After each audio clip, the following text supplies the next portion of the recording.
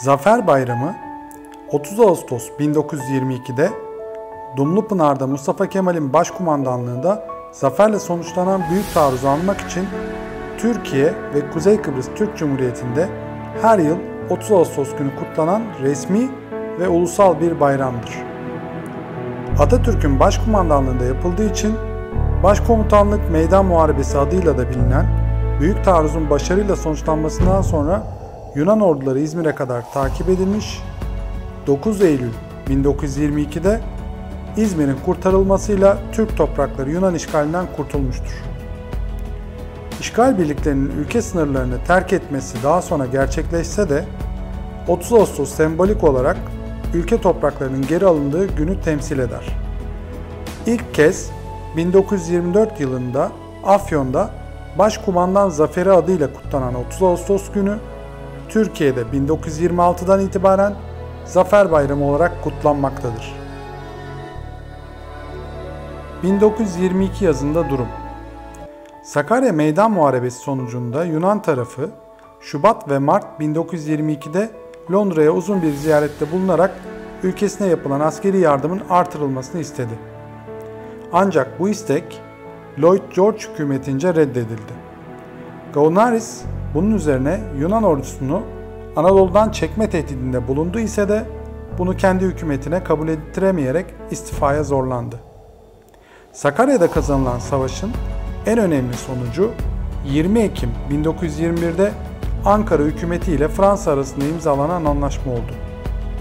Bu anlaşma ile Fransa, Türkiye'ye karşı katı bir politika izleyen İngiltere'den yolunu ayırarak Türkiye ile işbirliği yoluna girmişti. Bu arada İtalyanların da Temmuz 1921'de Antalya bölgesinden çekilerek Yunanistan'a karşı Türk tarafını destekleyen bir tavır almasıyla müttefikler arasındaki anlaşmazlıklar iyice su yüzüne çıktı. Türkiye Büyük Millet Meclisi hükümeti Dışişleri Bakanı Yusuf Kemal Bey'in Şubat 1922'deki Londra ve Paris ziyaretinden sonra İngiltere, Fransa ve İtalya temsilcileri Mart 1922'de Paris'te toplanarak ateşkesle dahil olmak üzere Sevr Anlaşması'na bazı değişiklikler yapmayı öngören önerilerde bulundular. Fakat Türkiye Büyük Millet Meclisi hükümeti öncelikle Yunan ordusunun Anadolu'yu tahliye etmesine ısrar edince anlaşma sağlanamadı. Bu esnada Türkiye Büyük Millet Meclisi Mustafa Kemal Paşa'nın başkomutanlığını süresiz uzattı. Temmuz ayında İçişleri Bakanı Fethi Bey, Paris ve Londra'yı ziyaret etti. Bu görüşmelerden bir sonuç alınamaması üzerine Türk hükümeti barış yolunun kapalı olduğuna hükmederek taarruz kararı aldı. Fethi Bey, Ankara'ya 14 Ağustos'ta yolladığı raporda milli gayenin sağlanması ancak askeri faaliyetle kabil olabilecektir görüşünü bildirdi. Türk hazırlıkları 15 Eylül 1921 tarihinden geçerli olmak üzere seferberlik ilan edilerek 1899, 1900, 1901 doğumlular silah altına alınmış, ordunun asker eksiği tamamlanmıştı. Türk kuvvetlerinin eksikleri de siviller dahil çeşitli kaynaklardan tamamlanmaya çalışıldı. 20 Ekim 1921'de imzalanan anlaşmayla Çukurova'daki işgalini sonlandıran Fransa'dan önemli miktarda silah ve mühimmat desteği alındı. Sovyetler Birliği'nden sağlanan mali yardım da orduyu geliştirmekte kullanıldı. Batı cephesinde askeri mevcut 208 bin kişiye ulaştı. Yiyecek, giyecek ve cephane yeterli düzeye getirildi. Genel taarruz hazırlıkları Haziran 1922'de başlatıldı. 6 Ağustos 1922'de orduya gizlice taarruz için hazırlanması emri verildi. Mustafa Kemal Paşa Akşehir'e gelerek komutanlarla toplantı yaptı. Toplantıda 26 Ağustos taarruz günü olarak belirlendi. Taarruz, Afyon'un güneyinden Dumlupınar yönüne doğru baskın şeklinde başlayacak ve sonra da meydan savaşına dönüştürülerek düşman kuvvetleri tümüyle yok edilecekti. Türk ordusu Yunan cephesinin en güçlü direnç merkezinden saldıracaktı. Yunan hazırlıkları. Yunanlar bir Türk taarruzuna karşı hazırlıksız değildi. Öncelikle Afyon bölgesi tamamen müstahkem hale getirilmiş, sıra sıra tel örgüler, makineli tüfek yuvaları ve topçu mevzileriyle takviye edilmişti. Ayrıca bir geri çekilme gerektiğinde Afyon kuzeyinde İlbudak Dağı merkez olmak üzere ikinci bir mevzi, daha geride Dumlupınar Toklu Sivrisi hattında üçüncü bir mevzi hazırlanmıştı. Bunun yanında İzmir, Afyon, Eskişehir demiryolu, Mudanya iskelesinin Yunanların elinde olması, keşif uçakları, 4000'den fazla kamyon ve otomobil Türk ordusuna kıyasla büyük bir lojistik ve keşif üstünlüğü sağlıyordu. Bunlara dayanarak Yunanlar açık araziden gelecek bir tehdide karşı hem sayı üstünlüklerini koruyarak taarruzu def edebileceklerini hem de keşif kabiliyetleri ve İngiliz casusluk ağı ile bu taarruz için yapılması gereken bir yığınağı önceden tespit edebileceklerini düşünüyorlardı.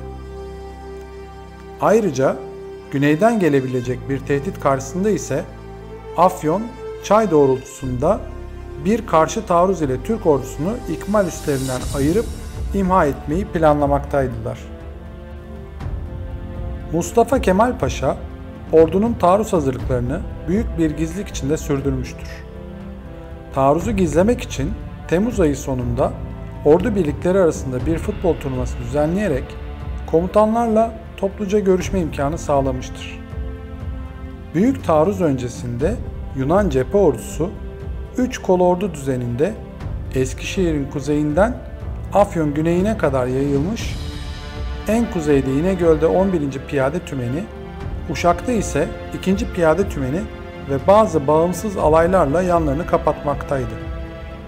Yunan ordusunun toplam mevcudu 300 bin kadar olup bunun 225 bini Anadolu'da bulunmaktaydı. Yunan ordusu Eskişehir, Bursa, Kütahya ve Afyon civarında konumlanmış kolordu ve piyade tümenleri ile taktiksel planlarını yapmaktaydı. Taarruzun başlaması. 26 Ağustos gecesi 5. Süvari Kolordusu Ahır Dağları üzerindeki Yunanların gece savunmadığı Ballıkaya mevkiinden sızma yaparak Yunan hatlarının gerisine intikale başladı. İntikal bütün gece sabaha kadar sürdü. 26 Ağustos sabaha karşı 4.30'da başlaması planlanan taarruz sis sebebiyle ancak 5.30'da başladı. Yarım saat süren çok yoğun bir bombardıman ile Yunan ön hat mevzileri büyük yıkıma uğramış, topçu gözetlemesi ile makineli tüfek mevzileri iş görmez hale getirilmiştir. 6'da başlayan piyade taarruzu kısa sürede gelişmiş, Tınaztepe, Belentepe, Kalecik Sivrisi'nin geri alınması ile sonuçlanmıştır. Ancak gerek geriden gelen Yunan takviyelerinin direnmesi, gerek Sincanlı Ovası'nda mevzilenmiş Yunan topçularının şiddetli ateşi, gerekse de taarruz momentinin kaybedilmesiyle taarruz öğlene doğru yavaşlamış ve durmuştur. Tınaztepe'deki kuvvetli Yunan karşı taarruzu ve Kurtkaya mevzisinin direnişiyle Türk kuvvetleri kısmi geri çekilmelerle akşam saatlerinde bir denge oluşturmuştur. Bu esnada 2. Türk ordusunun özellikle 2. Yunan ordusuna şiddetli taarruzları bu kolordunun kuvvetlerinin 1. kolorduyu daha fazla takviye edememesine yol açmış, Hatzenestis'in sarsılan güney cephesini takviye etmek yerine 2. kolordunun esas plandaki gibi Çay istikametine taarruz etmesi emri işleri daha da karıştırmış, Yunanları stratejik bir sıkıntıya sokmuştur. Öte yandan Yarma bölgesinin batısında saat 18'de 5. Türk Süvari Kolordusu cephe gerisine sızarak Yunan birliklerinin İzmir-Afyon iletişim bağlantısını kesti. Böylece İzmir'de bulunan Yunan Başkomutanlık Karargahı'nın cephe hattında bulunan Yunan birlikleriyle haberleşme imkanı kalmadı. Trikoupis bu durumda elindeki tek şansın eldeki bütün ihtiyatları ile Kalecik Sivrisi istikametinde bir gece taarruzu yapmak olduğunu düşündü. Ancak Türk devam taarruzunun 27 Ağustos sabaha karşı Tınaztepe, Erkmentepe ve Kurtkaya tepesinin düşürmesi neticesinde 4. Piyade Tümeni'nin dağılması, 1. Piyade Tümeni'nin ağır kayıplarla geri çekilmesiyle 27 Ağustos öğlen saatlerinde cephe tamamen yarıldı. Asıl taarruzun yapıldığı bölgede bulunan Türk birlikleri cephe hattının yarılmasıyla birlikte Sincanlı Ovası'na inerek Yunan birliklerini süratle takip etmeye başladı. Cephenin yarılması neticesinde Yunan 1. Kolordusu ikiye bölünmüş, kuşatılmamak için İzmir yönünde bir geri çekilme yerine ulaşım altyapısı yetersiz, kuzeybatı yönünde çekilmekten başka imkan kalmamış. Yunan 1. Kolordu karargahı, 4. Tümen kalıntıları, 5. ve 12. tümenler, 2. Kolordu birlikleri Afyon-Döğer hattını bırakarak İlbudak Dağı civarına çekilmiştir. Diğer tarafta kalan General Frangu komutasındaki 1. Tümen ve takviye birlikleri İlbudak Dağı hattında duramayarak Dumlupınar'a çekilmeye devam etmiş, böylece Yunan ordusu içindeki sevk ve idare bütünlüğü bozulmuştur. 28 Ağustos 30 Ağustos sabahı arasında Türk birlikleri ile çekilen Yunan birlikleri arasında yer yer çeşitli çatışmalar çıkmış, Yunan birliklerinin Türk kuvvetlerinin takibinden kurtulamaması mevzi almalarına engel olmuştur. Ancak 3. Kolordu ile geri çekilen Yunan birliklerinin arasında açılan boşluklar, içeri dalan 2. Türk ordusunun birliklerinin kuzeyden çevirme yapması, Yunan ordusunun ana parçası olan 1. ve 2. Kolordu birliklerinin Murat Dağı eteklerinde bir torbaya girmesine yol açmıştır. 30 Ağustos günü akşam saat 19.30'a kadar süren bu gün, Başkomutanlık Meydan Muharebesi olarak bilinen büyük çarpışmalarda Yunan birlikleri imha edilip dağıtılmıştır. Bu muharebe Yunan 4. ve 12. tümenleri tamamen, 5. ve 9. tümenleri kısmen imha olmuştur. Aynı gün Türk birlikleri Kütahya'ya girdi. General Trikoupis ve kurmaylarının bir kısmı ile 10.000 civarında asker Kızıltaş Vadisi'nden gece karanlığında kaçmayı başardıysa da bir süre sonra General Trikoupis ile 6.000 asker 2 Eylül'de Uşak'ta Türk kuvvetlerine teslim oldu. Bu son muharebe ile birlikte bir zamanlar Yunan ordusunun bel kemiğini teşkil eden 6 piyade tümeni dağıtılmıştır. Türk kuvvetlerinin önünde İzmir yönünde hırpalanmış 2 tümen ve bazı bağımsız alaylar, Bursa istikametinde ise sağ kanatları tamamen açıkta kalmış, önlerinde tahmin edemedikleri düşman kuvvetlerinin hedefi haline gelmiş 3. Kolordu kalmıştır. Bundan sonrasında savaş tamamen bir kaçma kovalamaya dönüşmüştür. 9 Eylül'de İzmir, 17 Eylül'de Bandırma'dan kalan Yunan birliklerinin tahliyesiyle son bulmuştur. Bu savaşta Yunan ordusunun zayiatı 100.000'in üzerindeydi. Batı Anadolu, geri çekilen Yunan ordusu tarafından uygulanan yakıp yıkma taktiği ile büyük ölçüde harap olmuştur. Meydan Savaşı'ndan sonra çevreyi gezen Mustafa Kemal Paşa, düşmanın ağır yenilgisini, savaş alanında bıraktığı silah, cephane ve savaş malzemesini, ölülerini sürü sürü esirin kafilelerle geriye götürülmesini gördükten sonra çok duygulanmış ve yanındakilere "Bu manzara insanlık için utanç vericidir. Ama biz burada vatanımızı savunuyoruz. Sorumluluk bize ait değildir," demiştir. Savaştan hemen sonra Başkomutan Mareşal Gazi Mustafa Kemal Paşa ordulara şu ünlü emrini vermiştir: "Ordular, ilk hedefiniz Akdeniz'dir. İleri!"